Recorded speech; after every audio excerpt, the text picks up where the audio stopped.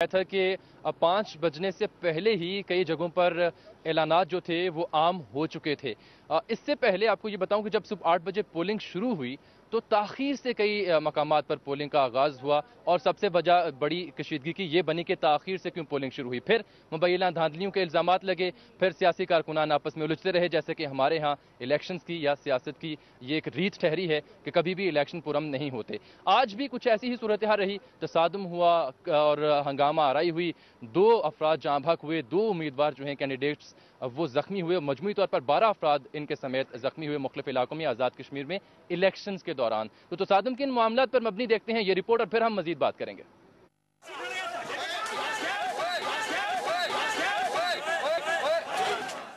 हल्का LA 34 जम्मू 5 के इंतखाबात के सिलसिले में गवर्नमेंट बॉयज हाई स्कूल डंगा और बल्दिया डंगा में पोलिंग स्टेशन बनाए गए थे, जहां आज सुबह यूनिफिकेशन ग्रुप के MPA मियां तारिक महमूद के भाई मियां अमजद महमूद और मुस्लिम लीग काफ के नामजद उम्मीदवार चौधरी इजाज अहमद ऑफ रनिया के भाई चौधरी इखलाक अहमद ऑफ रनिया के माबैन हाथापाई हुई और दोनों पार्टियों के कारकुन बल्दिया डंगा में जमा हो गए और एक दूसरे के खिलाफ नारेबाजी शुरू कर दी।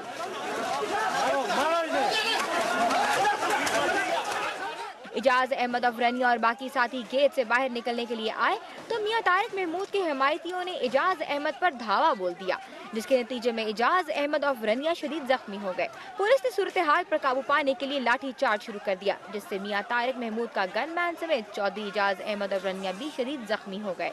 इस मौके पर कमरुज़्ज़मान कायरा का कहना था कि इससे बड़ा सबूत और क्या हो सकता है। उन्होंने सहाफियों को पोलिंग स्टेशन में जमा किए गए जाली वोट दिखाए। ये सारे प्रेस के सामने हमने सबको दिखाया है कि यहाँ काउंटर फोलियोज खाली हैं और वो पर्चियां काट के वोट कास्ट कर दिए गए। ये इलेक्शन के अंदर धांधली का इससे खुला सबूत शायद ही कहीं मिल सकता।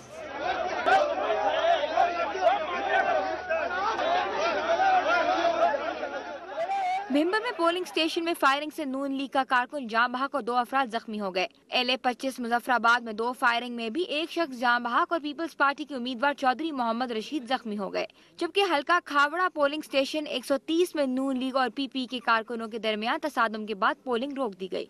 कोटली के LA 4 के मुख्तलिफ हलकों में भी पीपल्स पार्टी और मुस्लिम लीग नून के कारकुनों में तसादुम हुआ, जिससे मुतादिद अफराद जख्मी हो गए। LA 8 कोटली 1 के पोलिंग स्टेशन 117 में नून लीग और PPP की खवातीन अरकान गुत्थम गुत्था हो गई, जिस पर पोलिंग रोक दी गई।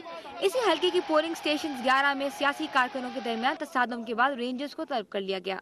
उधर मीरपुर में LA 4 की पोलिंग स्टेशन पर आजाद उम्मीदवार के हामियों पर पथराव हुआ, जबकि सीफ कोठी में फायरिंग से मुस्लिम कॉन्फ्रेंस के 3 कारकुन जख्मी हो गए।